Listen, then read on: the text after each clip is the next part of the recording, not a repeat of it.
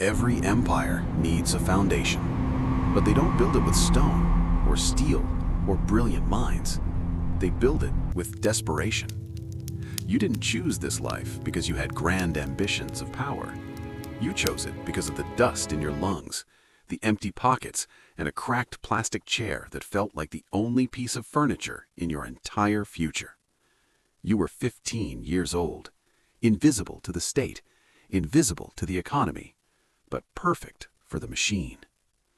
And then someone finally noticed you.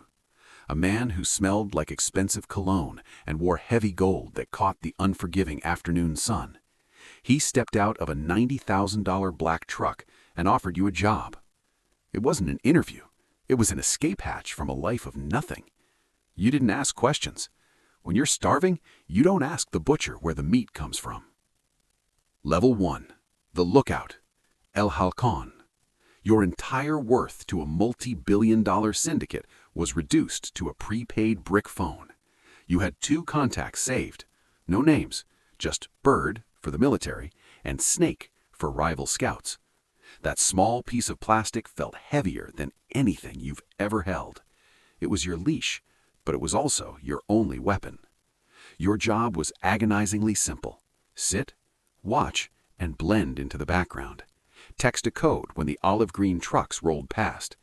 In exchange, they handed you $100 a week in crisp, folded cash. To a kid whose father broke his back in construction for $60 a month, that wasn't just money, it was power. The first time a military convoy drove past and you hit send, your heart hammered in your chest. You felt important. You felt dangerous. But the illusion of safety shatters quickly in this business. Soon, you learned the real rules. If you fell asleep on the job, human resources didn't write you up. There were no warnings. There was only a quiet one-way trip to the desert and a piece of cardboard left next to what remained of you, warning the others not to close their eyes. Fear is the most effective management tool in the underworld. Level 2. The Transporter. El Burrero. You kept your eyes open long enough to turn 18. As a reward, they handed you the keys to a commercial semi-truck. 1,400 kilometers of dark, lonely asphalt stretching toward the border. You gripped the steering wheel until your knuckles turned white, staring at the highway lines rushing by, trying not to think about what was sitting directly behind your spine. In the back, hundreds of perfectly legitimate watermelons, but beneath the welded floorboards, wrapped in grease and vacuum-sealed plastic, sat $40 million of chemical contraband. You were being paid $3,000 to risk 20 years in a federal penitentiary. The profit margins of the syndicate rely on your disposability. If you get caught at a checkpoint, the organization doesn't send an attorney. They simply burn your phone number and hire the next desperate kid. But you made it. You survived the drive, took the bus back home, and handed your mother a thick envelope of cash. You told her it was an advance from a new landscaping company. She cried tears of profound relief. And in that moment, as you watched her, you swallowed the guilt. You rationalized it. You told yourself that dirty money buys clean medicine. That was the day you truly crossed the line. Level 3. The Collector. El Cobrador. They noticed your reliability. You were cold, efficient, and quiet. So they promoted you. They gave you a designated route, a list of local businesses, and a piece of heavy, cold metal to tuck in the back of your waistband. You weren't hiding from the shadows anymore. You were bringing the shadows to the doorsteps of ordinary people. Collecting the syndicate's tax was a psychological test. Most owners paid quietly, eyes glued to the floor, but some couldn't afford it. This was the level where your empathy had to be systematically executed. To enforce the rules of the plaza, you had to physically break men who looked, sounded, and worked just like your own father. You did it because if you didn't, the organization would send someone worse to do it to you. The money flowed faster now. You bought a nicer house in a gated neighborhood. You bought security cameras. But standing alone in the doorway of that pristine, quiet house, the silence was deafening. You realized the terrified, innocent 15-year-old kid you used to be was gone forever, buried under layers of rationalization and cash. Level 4. The Cell Leader. Age 25. You now command 10 armed men. You control a physical sector of the city. You clear $30,000 a month. In any other industry, you'd be a celebrated middle manager, but in a shadow corporation, your promotion simply means you are now a target for everyone below you and a liability for everyone above you. Because 10 men means 10 unpredictable problems. You manage rivalries, drug addictions, and sheer stupidity. You spend your nights exhausted staring at crude maps, calculating the brutal mathematics of territorial defense. A single mistake by one of your subordinates doesn't result in a loss of quarterly profits. It results in a war on your streets. Level 5, the regional operator. You don't just move illicit product anymore, you manipulate the local economy. You become a master of financial illusion.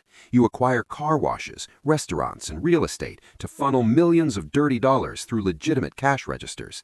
The dirty money goes in, and clean, taxable, bankable revenue comes out. You are a CEO in the making. But the corporate level comes with corporate-level surveillance. The DEA knows your aliases. The military tracks your vehicles. You sleep 4 hours a night, waking up in cold sweats. You rotate through 3 disposable cell phones a week. Every click on a phone call, every unmarked van parked on your street sends a jolt of adrenaline through your system. Your peace of mind is permanently, irreparably gone. The worst part isn't the police, it's the isolation. You stop trusting everyone, even your own blood. Sitting across from your brother at a family dinner, you aren't listening to his stories. You are analyzing his eye movements, his micro-expressions, wondering if the government got to him, wondering if he's wearing a wire. The paranoia acts like an acid, eating away at every human connection you have left.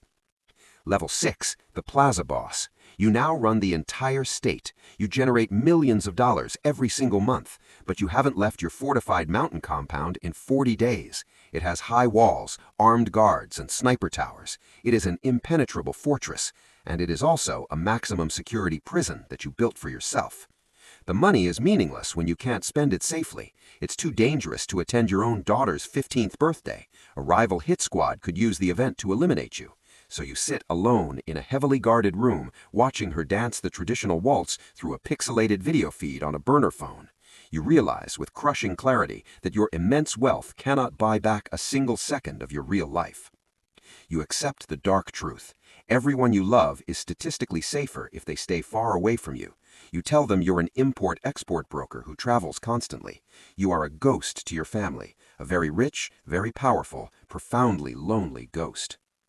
Level 7, the cartel leader, El Patrón. You have reached the absolute summit. You are on every international most wanted list on Earth. You manage a staggering global logistics network stretching from the jungles of South America across the oceans to the streets of Europe and Asia. You command politicians, police chiefs, and ghost armies. But the crown is heavy, and to wear it, you must cease to exist. To survive the manhunts, you undergo multiple plastic surgeries in underground clinics. You alter your jawline, your nose, your fingerprints. When you look in the mirror, the teenager from the plastic chair has been entirely erased from the bone structure. Worst of all, when you briefly visit your children, they look at you with the terrified eyes of strangers. You live in a state of perpetual motion, moving every 3 days to a new safe house, sleeping with a loaded rifle against your chest. You are the undisputed apex predator of the hemisphere, yet you are the most hunted man on the planet. And in this game, the house always wins eventually. The hunt always ends. Level 8, Supermax. The raid happens at 3 a.m. No bribes work here. No ghost armies can break you out. You are stripped of your empire and flown in chains to a 7 by 12-foot concrete box in Colorado, ADX Florence, the Alcatraz of the Rockies. The heavy steel door slams shut with a finality that breaks your soul. 23 hours of complete sensory deprivation. Your only connection to the outside world is a 4-inch slit of reinforced glass near the ceiling, offering a tiny sliver of a gray sky. Your billions in offshore accounts mean absolutely nothing here. Your empire is dismantled by the state. You are buried alive in concrete. In the deafening silence of solitary confinement, the ghosts finally catch up to you. You have the rest of your natural life to sit on a concrete slab and think about the lives you destroyed to get to the top, the rivals, the innocent bystanders, the kids you sent to the desert, the ones you remember, and even more terrifying, the countless faces you've already forgotten. Level 9, the successor. But here's the ultimate punchline to your tragic climb. The organization did not die with you. Within 48 hours of your highly publicized arrest, a quiet meeting took place. A nephew or an ambitious lieutenant simply slid into your empty chair. The machine adjusted its supply chains, promoted the next in line, and moved on without skipping a beat. You were indispensable until the exact moment you weren't. Because the underworld is not a person, it is an economy, a ruthless, self-sustaining corporate machine. And tonight, as you stare at a concrete ceiling, somewhere in the dusty heat, a new 15-year-old kid is sitting on a cracked plastic chair, thinking this is his only way out. The trap resets. The cycle never stops.